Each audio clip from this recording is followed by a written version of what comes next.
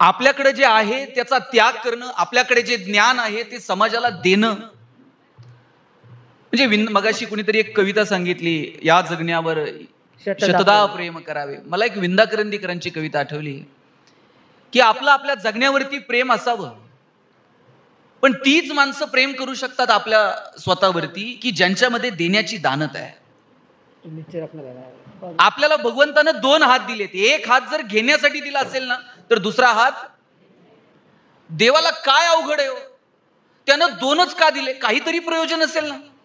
असा गळ्यातनं एक दिला असता आणि म्हटलं असता भागून घे, जमलं नसतं का? आपण चालून घेतलंच असतं की, पण जाणीवपूर्वक 2 हात दिलेत. कारणच ते, एक हात जर तुम्हाला घेण्यासाठी आहे तर दुसरा देण्यासाठी आहे. विंदा करंदीकरांची किती सुंदर कविता आहे. देणाऱ्यानं देत जावं, घेणाऱ्यानं घेत जावं, आणि घेता घेता एक दिवस देणाऱ्याचे ते असे तोडून घ्यायचे देणाऱ्याचे. असं आहे का? तर त्याची जी देण्याची वृत्ती आहे ती आपण आत्मसात करावी. त्याच्यामध्ये जी देण्याची दानत आहे ती आपण आत्मसात करावी. इतका साधा, सरळ आणि सोपा अर्थ आहे. विंदा म्हणतात, देणाऱ्यानं देत जावं, घेणाऱ्यानं घेत जावं, घेता घेता एक दिवस देणाऱ्याचे हात घ्यावेत. हिरव्या पिवळ्या डोंगरांकडून हिरवी पिवळी शाल घ्यावी, सह्याद्रीच्या कड्याकडून छातीसाठी ढाल घ्यावी, वेड्या पिशा ढगांकडून वेडे पिसे आकार घ्यावेत, मातीमधल्या प्रश्नासाठी पृथ्वीकडून हुंकार घ्यावेत, उसळलेल्या दर्याकडून पिसळलेली आयाळ घ्यावी, आणि शांत वाहणाऱ्या भीमेकडून तुकोबाची माळ घ्यावी. देणाऱ्यानं देत जावं, घेणाऱ्यानं घेत जावं, आणि घेता घेता एक दिवस देणाऱ्याचे हात घ्यावे. भगवंतांना आपल्या समोर 2च ऑप्शन ठेवलेत. एक, तुमच्याकडे आहे ते ठेवून जा, किंवा मग तुकोबारायांसारखं वाटून जा. पण वरती घेऊन जायचा ऑप्शन आहे का सुनीलजी? आपल्याकडे जे आहे त्यातलं थोडं तरी वरती घेऊन जाण्याचा ऑप्शन आपल्याकडे आहे का? एक तर आहे तसं ठेवून जावं लागतंय, नाहीतर आहे ते लोकांमध्ये वाटून जावं लागतं. बरं, वाटून जायला फार मोठं मन लागतं, मग नाईलाजानं आपल्याला ठेवून जावं लागतं. आणि समजा देवानं आपल्यातलं थोडंफार वरती घेऊन जायची सुविधा ठेवली असती, आपण सोयीनं गेलो असतो का? जाता जाता ह्याचं नेता येतंय का, त्याचं नेता येतंय का? एखादं लय माग लागलं असतं तर म्हटलं असतं, ये वर घेऊन जातो तुला परत. इतके हुशार आहोत आपण. आणि म्हणून आपल्याला सांगितलं की बाबांनो, एक तर ठेवून जा किंवा वाटून जा, घेऊन जाता येणार नाही. आणि माझा दावा आहे, या निसर्गाचा नियम आहे, तुम्ही एक दाना पेरा, 1000 दाणे उगवतात. तुम्ही जेवढं या समाजाला द्याल ना, त्याच्या हजारो लाखो पटीनं हा निसर्ग तुम्हाला परत करत असतो. ते तुमचं 1 रुपयाचं सुद्धा उसनं ठेवत नाही. तुम्ही जे द्याल त्याच्या कितीतरी पटीनं निसर्ग तुम्हाला परत करतो. फक्त ती देण्याची दानत आपल्यात असली पाहिजे. मी असंच एका सभेत म्हटलं, आपल्याकडे आहे त्यातलं थोडं तरी इतरांना द्यावं, समाजाला द्यावं, सामाजिक कामात द्यावं. एक जण म्हटले, मग आम्ही कमवायचं आणि असलं इकडं वाटायचं का? म्हटलं, बाबांनो, सगळं देऊ नका, पण ज्यांची बाग फुलून आली त्यांना 2 फुलं देता येतील, ज्यांचे सूर जुळून आले त्यांना 2 गाणी गाता येतील, ज्यांच्या दारात आभाळ भरून आलं त्यांना उंजळवर पाणी देता येईल, आणि ज्यांची उंची त्यांच्या कार्यकर्तृत्वानं आभाळाला टेकली त्यांनी अशाच मानावर करून बघू नका, माना मोडून जातील. थोडंसं खाली झुका, आणि जी माणसं मातीत मिसळतात त्यांना थोडं वरती उचलून घेता येईल का? मला वाटतं याच्यासाठी प्रयत्न व्हायला हवे. बरोबर. मग एक जण म्हटला, साहेब नेमकं द्यायचं किती? म्हटलं, तुमचं तुम्ही ठरवा बाबा किती द्यायचं, पण थोडं तरी आपल्याला देता आलं पाहिजे. पण माणसं इतकी हुशार आहेत, ते व्याख्यान झालं, निघाले, आणि रस्त्यानं जातानाच त्यांना एक सोन्याचा हंडा सापडला. आता सोन्याचा हंडा सापडल्यावर म्हटले, आत्ता ऐकलंय, आपल्यातलं थोडं तर द्यायला पाहिजे. म्हणले, हे सगळं देवाच्या कृपेनं सापडलंय, फुकटचं आहे, यातलं थोडं तरी म्हटले चांगल्या कामाला खर्च करू, देवाला देऊ म्हटले. तर दुसरा म्हटला, पण नेमकं किती द्यायचं यातलं? त्यांना काय टेन्शन घेऊ नको, हातात बांगडी असते ना, बांगडी एवढं वर्तुळ आखायचं म्हणलं जमिनीवरती, हे एकदम छोटं, आणि सापडलेलं सोनं आहे ना वर फेकायचं म्हटलं, आणि जेवढं त्या छोट्या वर्तुळात पडल तेवढं म्हणले देवाचं, आणि उरलेलं म्हणले आपलं. दुसरा म्हटला, काय चॅप्टर आहेस, असलं छोटं वर्तुळ आखतात का? सगळं म्हणला भगवंताच्या कृपेनं सापडलंय, आणि छोटं वर्तुळ अजिबात छोटं नाही. म्हटलं, मग अख्ख्या गावाला वर्तुळ आखायचं, आणि मग सापडलेलं सोनं वर फेकायचं, आणि जेवढं त्या वर्तुळात पडन तेवढं आपलं.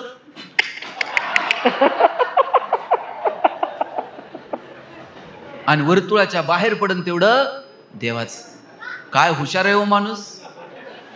मग तिसरा म्हटला, काय स्वार्थी आहात तुम्ही, छोटं नाही मोठं नाही, वर्तुळच आखायचं नाही. म्हटलं मग तुमच्यासारखे स्वार्थी माणसं मी बघितले नाहीत. अजिबात वर्तुळ आखायचं नाही, सोनं वर फेकायचं. देव कुठं असतो, आणि मग जेवढं वर राहील तेवढं देवाचं. आणि मग आपण कितीही हुशारी दाखवली, 2 वर्ष आपल्याला घराच्या बाहेर तर पडता आलं का. खिडकीतनं लोक बघायची, ती जनावर रस्त्यावर फिरतायत आणि आम्हाला का जाऊ देत नाहीत. निसर्गाच्या समोर आपण फार क्षुद्र आहोत. निसर्गाच्या समोर आपण खूप छोटे आहोत. निसर्गाकडून घेण्याचं कळतं, पण आपण निसर्गाला परत काही करतो का. 1000 फूट खाली जाऊन पाणी खोदून काढलं वरती व माणसानं पिण्यासाठी, पण निसर्गातून पाणी काढत असताना परत आम्ही निसर्गाचं काही देणं लागतो. रस्ते करत असताना आम्ही रस्त्याच्या कडेची सगळी झाडं तोडून टाकली, पण परत आम्ही निसर्गाचं काही देणं लागतो. 4 झाडं आयुष्यात लावली का नाही. निसर्गाकडनं आम्ही घ्यायला शिकलो. निसर्गाला ज्या वेळेस देण्याची वेळ येते ना, त्यावेळेस मात्र आम्ही मागे असतो. मला वाटतं हे देणं आम्हाला आत्मसात करता येईल का, ती देण्याची वृत्ती आमच्यामध्ये आम्हाला अंगीकारता येईल का. आमची आजी आम्हाला सांगायची, 1 तीळ 7 जणांनी खाल्ला होता म्हणे. आजी आजोबा गोष्टी सांगायचे, याच्यातनं आपोआप संस्कार होत गेला. आजी सांगायची 1 तीळ 7 जणांनी वाटून खाल्ला होता. आणि आई आता पोराला टिफिन देते, 4 सँडविचचे तुकडे टाकते आणि त्याला सांगते, तुझे तू खा, उरले तर घरी घेऊन ये, वाटू नको वेंधळ्यासारखं. आता वाटणं हा जर वेंधळेपणा आहे, तर तुकोबाराय वेंधळ्यांचे शिरोमणी. आम्ही काय पेरायचं काय ठरवलंय. पोराबाळांच्या बाबतीमध्ये तुम्ही जो विचार पेरणार आहात ते उगवणार आहे. येणाऱ्या पिढीला काय विचार द्यायचा ते ठरवा, कोणता संस्कार द्यायचा ते ठरवा. येणाऱ्या पिढीसोबत प्रेमानं बोलावं. आम्हाला बोलायला सुद्धा वेळ उरलेला नाही, आम्ही इतके व्यस्त आहोत. व्हॉट्सॲप फेसबुकवरती जगात असणाऱ्या लोकांशी संपर्क साधायला वेळ आहे, पण घरातल्या म्हाताऱ्या माणसांसोबत बोलायला आम्हाला वेळ उरला नाही. पोरग फोनवरती परदेशातल्या मित्राशी बोलत होतं. शेजारी वडील होते 90 वर्षांचे. वडील म्हटले, राजा आता मला पण एक मोबाईल घेऊन दे, म्हणजे या रूम मधून त्या रूम मध्ये फोन करून किमान तुझ्याशी बोलता तरी येईल. फोन सोडून तुम्ही बोलूच शकत नाहीत. काय लागतं घरातल्या म्हाताऱ्या माणसांना मला सांगा. इथे जे तरुण आहेत ना कमी आहेत, पण तुम्हाला सांगतो, घरातून बाहेर पडताना बापाच्या पायाला हात लावायला 10 सेकंद लागतात. बाप असं कौतुकानं पाठीवर थाप मारताय, पठ्ठ्या सुखात राहा. आईच्या पायावर फक्त डोकं ठेवून बघा हो, आई जीव ओवाळून टाकते. काय देऊन काय नाही असं होतं आईला. आई म्हणते, माझं आयुष्य तुला लाभो, सुखात राहा. पण या नात्या गोत्यांना सुद्धा जपायला वेळ नाही. इथं ज्ञानोबा समाधीला जायला निघाले, निवृत्ती महाराज रडायला लागले हो. आणि नामदेवरायांनी विचारलं, निवृत्ती दादा रडता का. आकाशात कितीतरी तारे येतात आणि निखळतात, आकाशाला काय त्याचं दुःख. निवृत्ती महाराज पुढे आले आणि म्हटले, नामदेवराया, ज्ञानाची आणि माझी भेट कालही आहे, आजही आहे, उद्याही होईल, पण भाऊ म्हणून हे सगुण रूप परत बघायला मिळायचं नाही, म्हणून डोळ्यात पाणी आलं. आणि आम्ही 10 वर्ष भावाशी बोलत नाहीत. फ्लॅटच्या एका खोलीनं आमची भांडणं, बांधावरून आमची भांडणं. त्या बांधावर कुसळ पिकत नाही, कोर्टात 10 वर्ष घालवत आहे. या दोघांच्या भांडणात वकील 2 एकर विकत घेत आहे. बोराताई गेल्या का, नाहीतर मी चुकून काहीतरी बोलायला. सांगायचं तात्पर्य इतकंय की आम्ही कुठल्या आविर्भावात आहोत. कुणीतरी मोठ्या मनानं माफ करून टाकावं, कुणीतरी माफी मागून मोकळं व्हावं. किती साधं आहे हो जगणं. लोक म्हणतात की 10 वर्ष झाले बहिणीच्या दारात गेलो नाही. अरे ती गेल्यावर तू जाशील साडी चोळी घेऊन.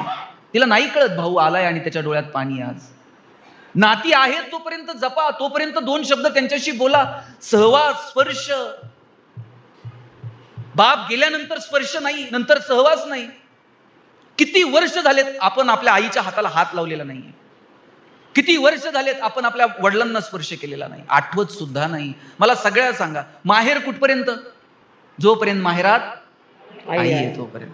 नंतर भावानं मोठी हवेली बांधू द्या, मुक्काम करावा असं वाटतो का. जोपर्यंत माहेरात आई आहे तोपर्यंत माहेर. बरं तुमचं सासर लई श्रीमंत आहे, माहेरवरून सासरी येताना तुमच्या आईनं तुमची पिशवी कधी रिकामी पाठवली का. तिला इकडं सगळं आहे हो तुमच्या नवऱ्याकडं, पण आईला वाटतंय काय देऊन काय नाही, कांदे वांगे भाजी पाला काय काय देऊन काय त्या पोरीला देऊ असं तिला होत. पोरीची पिशवी आई कधी रिकामी पाठवत नाही. एवढं निरपेक्ष प्रेम कोण करतो तुमच्यावर? माणसाचं बालपण कधी संपतं माहितीये? कुणी म्हणेल शाळेत गेल्यावर संपतं, कुणी म्हणेल कॉलेजला गेल्यानंतर संपतं, कुणी म्हणेल लग्न झाल्यावर बालपण संपतं. मी म्हणतो तुम्ही म्हातारे झालात ना तरी तुमचं बालपण संपत नाही. बालपण तेव्हा संपतं जेव्हा आई जाते. आई गेली का समजावं आपलं बालपण संपलं, आता आपण मोठे झालो. हट्ट करायला माणूस उरलं नाही, रुसायला माणूस. पुरी रुसतात कोणावर? आईवरच रुसायचं, तिच्याशीच फुगायचं, तिच्याशीच आबोला धरायचा, परत तिलाच लाडीगुडी लावायची. हे सगळं करणं संपतं जेव्हा आई निघून जाते. म्हणून ज्यांच्या ज्यांच्या नशिबात घरात आईबाप जिवंत आहेत त्यांना जपा. घरातली म्हातारी माणसं ट्यूबलाईट इतका प्रकाश देत नाहीत, पण त्यांचं देवघरात निरंजनासारखं तेवत राहणं महत्वाचं असतं. ते विझून गेलं ना मग त्या लोकांची किंमत कळायला लागते. म्हणून बोला, गैरसमज करून घेऊ नका. छोट्या छोट्या गैरसमजासाठी आपण दोन शेजारी एकमेकांशी 2-2 वर्ष बोलत नाहीत, भाऊ एकमेकांशी बोलत नाहीत. हलके व्हा. लक्षात घ्या, पराक्रम आहे ना रणांगणात गाजवायचा असतो.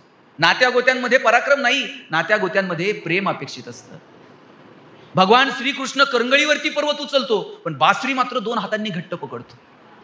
जो करंगळीवरती पर्वत उचलू शकतो तो बासरीला कशाला 2 हात लावतो? त्याला ठाऊक आहे प्रेमात संवेदना जागे असाव्या लागतात, प्रेमात हळुवारपणा असावा लागतो, प्रेमात पराक्रम असून चालत नाही, नात्यांमध्ये पराक्रम असून चालत नाही. मला वाटतं हे जपलं पाहिजे.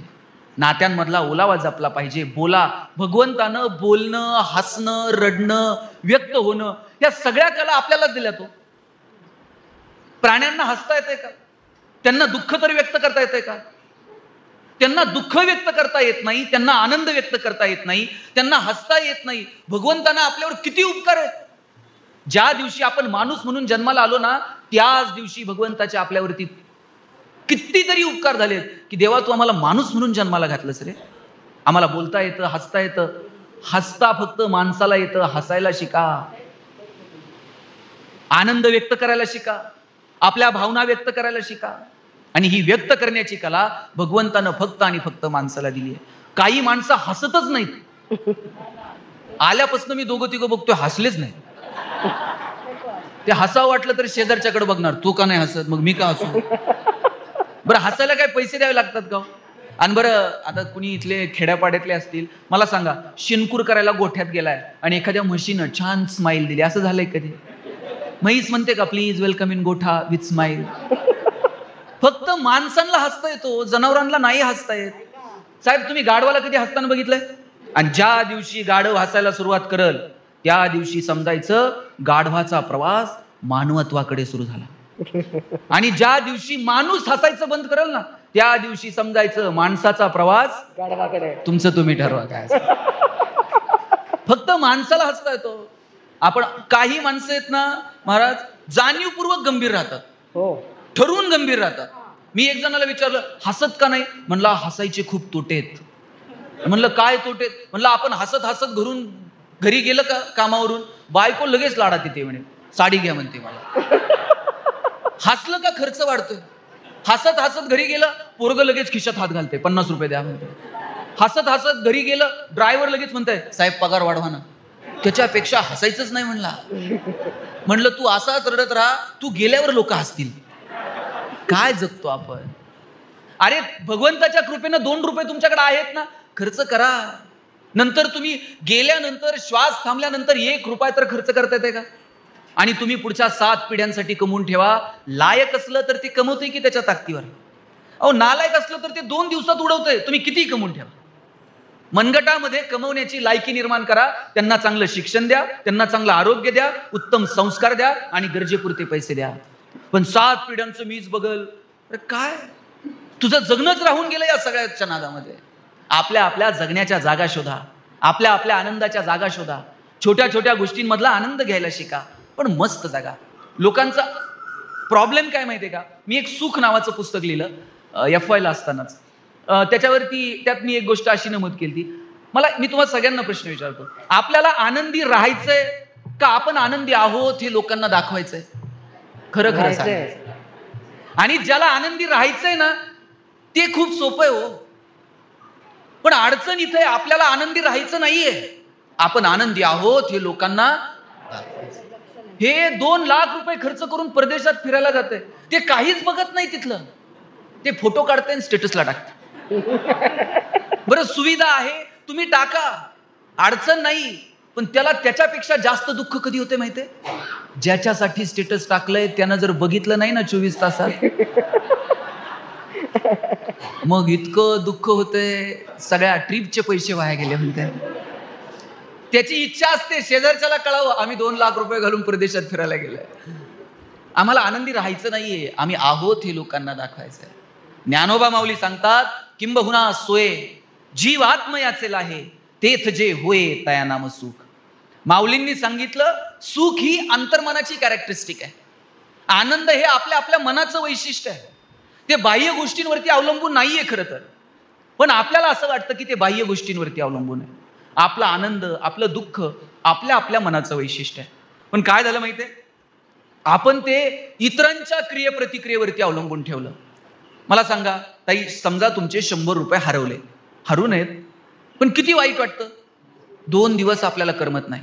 आपण 10 मैत्रिणींना गोळा करतो, त्यांना परत चहा पाणी करतो आणि परत त्यांना सांगतो, बाई परवा बाजारात गेलते, 100 रुपये पडले आणि कुठं पडले तर काय कुणाच ठाऊक. बरं एवढं म्हणून थांबत नाही, परत पुढं म्हणणार, ज्याला सापडले असतील त्याला पचायचेच नाहीत. किती दुःख आहे हो हे. बरं हे दुःख फार काळ नाही हा. त्यातल्या फक्त एखाद्या मैत्रिणीनं सांगायला पाहिजे, बाई तुझे 100 पडले, परवा माझे 500 पडले. हिला इतकं बरं वाटतंय. म्हणजे दुःख सुद्धा आहे ना सार्वजनिक असलं पाहिजे आणि आनंद हा वैयक्तिक असला पाहिजे. किती स्वार्थी मन आहे आपलं. लाईट गेली समजा, काय करता बरं तुम्ही पहिल्यांदा? काडेपेटी हे नंतर बघता, मेणबत्ती पहिल्यांदा बघतोय शेजारच्याची आहे का, आणि शेजारच्याची असल्यावर शेजारच्याची आहे का लाईट कापलीच गेली, किती टेन्शन येते. शेजारच्याची असल्यावर ती नवऱ्याच्या मागच लागणार, आणि आपलीच कशी गेली आणि त्यांची कस काय. आणि शेजारच्याची नसल्यावर किती बरं वाटतंय. असं वाटतंय सगळ्या गावाचीच गेली, 2 दिवस नाही आली तरी जमते. दुःख हे सार्वजनिक असलं पाहिजे. माणूस खूप स्वार्थी मनाचा आहे. ह्या मार्गावरती चालणं हे मी बोलणं आणि तुम्ही ऐकणं याच्या फार पलीकडचं आहे. म्हणजे हे मी शब्दातही व्यक्त करू शकत नाही या त्यागाला. आपलं अडचण अशी आहे की आपल्याकडे जे आहे ना त्याचं आपल्याला विशेष समाधान नाहीये, पण आपल्याकडे जे नाही त्याचं मात्र प्रचंड दुःख आहे. भगवंतानं किती भरभरून दिलंय हो. जग बघायला डोळे दिले, रोज आभार मानले पाहिजेत देवाचे. रात्री झोपताना आजचा दिवस दाखवला बाबा, आभारी आहे तुझा. आणि सकाळी डोळे उघडले ना आभार मानले पाहिजेत. कोण येतं डोळे उघडायला? 50 वेळा बेल दाबली तर लवकर पोरगदार उघडत नाही. रात्री झाकलेले डोळे सकाळी उघडतो कोण? ज्यानं डोळे उघडले त्याचे आभार माना. देवा तुझ्या कृपेनं हे जग परत बघायला मिळालं, आभारी आहे. कृतज्ञता. आपण कृतज्ञताच व्यक्त करत नाहीत. आपण कृतज्ञ असलं पाहिजे. तुमच्यामुळे आम्ही जमिनीवर आहोत, तुम्ही दाखवलेल्या मार्गामुळे तर आम्ही किमान सरळ रेषेत आहोत. आपण रोज कृतज्ञता व्यक्त केली पाहिजे, आभार मानले पाहिजे. ही कृतज्ञता आपल्यात असली पाहिजे. जे नाही त्याचं ते मिळवण्यासाठी प्रामाणिक प्रयत्न करा, पण उगाच नाही त्यात मन अडकून ठेवून आहे त्याच्याकडे दुर्लक्ष करू नका. मी एक साधं उदाहरण सांगतो. एक भिकारी होता, भीक मागायचा, 2 रुपये मिळायचे, त्यातून त्याचा संसार चालायचा. एक दिवशी त्यालाही बुद्धी झाली, आपणही लग्न केलं पाहिजे. त्याला त्याच्याच प्रोफेशन मधली मुलगी भेटली. हा ह्या मंदिरासमोर असायचा, ती त्या मंदिरासमोर असायची. दोघांनी मिळून लग्न केलं. आणि या भिकाऱ्याला एक दिवशी एका सावकारानं सोन्याची मोहर आनंदाच्या भरात त्याच्या ताटात टाकली होती. आणि त्याच दिवशी त्याला वाटलं सोन्याची मोहर आहे आपल्याकडं, पण ही लगेच खर्च करायला नको. लांब गावाच्या बाहेर एक वाडा होता पडलेला, आणि त्या पडलेल्या वाड्यात त्यांनी ती मोहर लपून ठेवली. लग्न झालं. लग्न झाल्यानंतर मुलं बाळ संसार सुरू झाला. आणि अशा एका परिस्थितीमध्ये परिस्थिती इतकी ढासळली, घरात अन्न खायला नाही. आणि मग बायको म्हटली काही कर, पण कुठून तरी 2 रुपये आण बाबा, परिस्थिती फार. मग ह्याला आठवलं आपल्याकडे एक सोन्याची मोहर आहे. आणि ती मी तिकडं पुरून ठेवली. बायकोला म्हटला, तू काय मला भिकारी समजलीस काय? माझ्याकडे एक सोन्याची मोहर आहे. आणि पुढे लग्नाच्या आधीच सापडली होती, पडक्या वाड्यात लांब गावाच्या बाहेर तिकडं पुरून ठेवली. बायको म्हणली, जा घेऊन ये.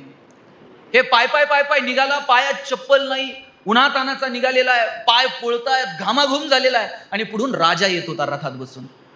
राजानं त्याला विचारलं, कुठं चालला? म्हणला, महाराज तिकडं लांब गावाच्या बाहेर पडका वाडा आहे, तिथं मी एक सोन्याची मोहर पुरून ठेवली होती, ती घेऊन यायला निघाला. राजाला दया आली, पायात चप्पल नाही, पाय पोळतायत, हे जाऊच तोर पण राहील का नाही, असं इतकं ऊन आहे. म्हटला एवढ्या लांब जायची तू गरज नाही एका मोहरसाठी, गाडीत त्या रथात बस. रथात बसवलं, राजाच्या दरबारात घेऊन गेला आणि प्रधानाला म्हटला, याला 10 मोहरा देऊन टाका.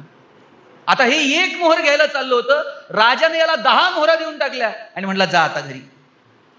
हे दरबाराच्या बाहेर जायला निघाला. राजा म्हटला, आता खुश आहे ना? तो म्हटला, हा खुश आहे. आणि आता काय करणार? काही नाही म्हटलं, बाहेर जाणार, चप्पल विकत घेणार, पडक्या वाड्यात जाणार, ती पुरलेली मोहर घेऊन येणार. राजा म्हणला, तुला अक्कल आहे का? अरे तुला जायचा यायचा त्रास होऊ नये, उन्हात मरशील म्हणून तुला 10 मोहरा दिल्या, तुझं मन तिथं एका मोहरात अडकलं. प्रधानाला म्हटला, याला आहे ना 100 मोहरा देऊन टाका. 100 मोहरा घेतल्या आणि जायला निघालं. राजा म्हटला, खुश आहे का? म्हटलं, एकदम खुश आहे. आणि आता काय करणार? बाहेर जाणार, चप्पल घेणार, स्पेशल रथ करणार, पडक्या वाड्यात जाणार. मन तिथंच अडकतंय. काय माणसाचं मन आहे. राजा म्हटला, 100 नाही, याला अर्ध राज्यच बक्षीस देऊन टाका. म्हणला, अर्ध राज्य बक्षीस म्हटल्यानंतर प्रधान आला नकाशा घेऊन. म्हटला, राजाने सांगितलंय अर्ध राज्य बक्षीस द्यायचं. हा, इकडची एक बाजू आहे, इकडची एक बाजू आहे, तुला कोणती बाजू पाहिजे? म्हणला, कोणती द्या, पण पडका वाडा कुठे बघा म्हणले. अहो, भगवंतानं एवढं भरभरून दिलंय, पण आपलं लक्ष कुठे? पडक्या वाड्यात. आपल्याकडे जे नाही त्याच्यात आपलं लक्ष आहे. किती दिलंय हो भगवंतानं. हात दिले, पाय दिले, बोलता येतंय, चालता येतंय, व्यक्त होता येतंय. मला वाटतं याच्यासाठी आपण कृतज्ञता व्यक्त केली पाहिजे. बोलत राहा एकमेकांच्या. आणि ज्या वेळेस आपल्याला गरजवंतांच्या हाका आपल्या कानावर येतात ना, त्यावेळेस आपण स्वतःला नशिबान समजलं पाहिजे. साहेब, भगवंतामध्ये ताकद आहे कुणाचीही गरज भागवण्याची, पण त्या गरजवंताची हाक तुमच्या कानावर आली, देवाला वाटलं माझी गरज नाही, याची पात्रता आहे, हे देऊन टाकते. आपण नशीब मानलं पाहिजे की गरजवंतांच्या हाका आमच्या कानावर आल्या.